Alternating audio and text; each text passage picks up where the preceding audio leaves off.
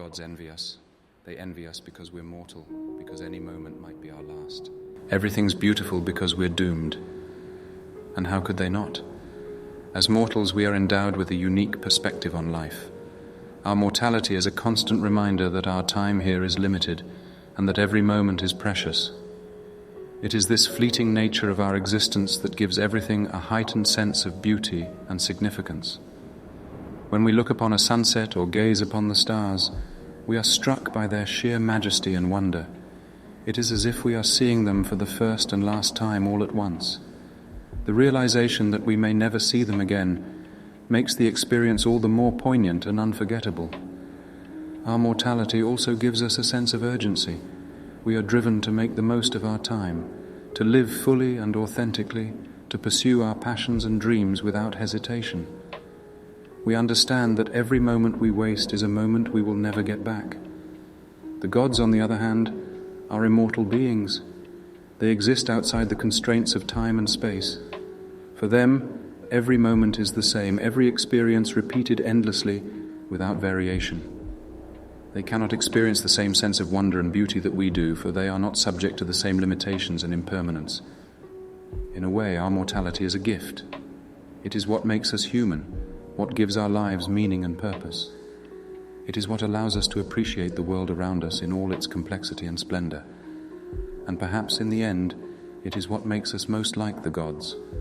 For it is through our mortality that we are able to glimpse the infinite and eternal nature of existence itself. I've been counting the flies on the wall ever since the day you left. I've never felt more alone, yet more free. Such a curious contradiction, to feel both alone and free at the same time, and yet it is a feeling that I know all too well. When someone we love leaves us, it can be a devastating blow, leaving us feeling lost and adrift.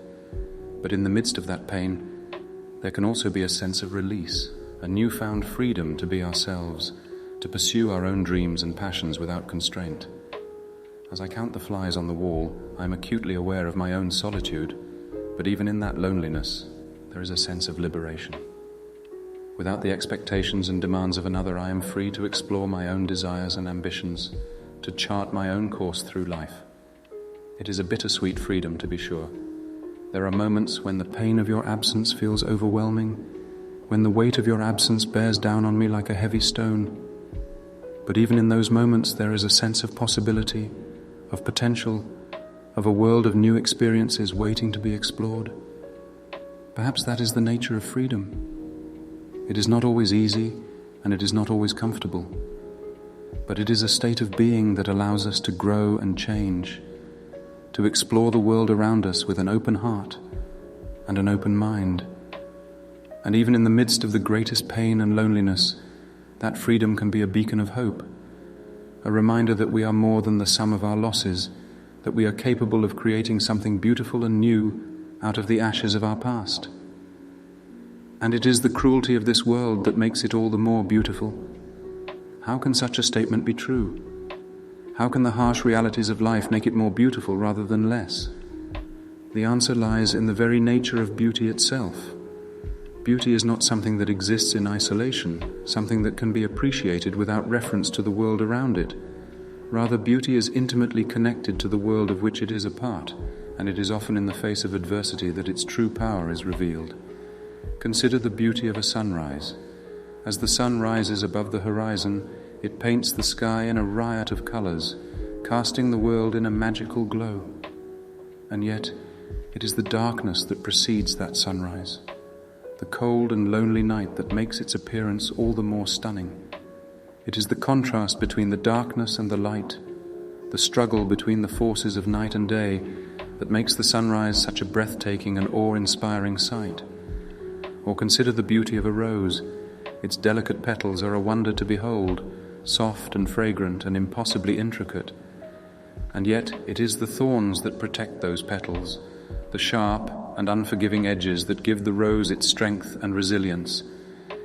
It is the interplay between the delicate and the fierce, the vulnerable and the protective, that makes the rose such a powerful symbol of love and devotion. In the same way, it is the cruelty of this world that makes it all the more beautiful. It is the struggle between good and evil, the battle between light and darkness, that reveals the true depths of our humanity. It is in the face of adversity that we find our greatest strengths, our deepest wells of courage as well as compassion. And that is a sight to behold.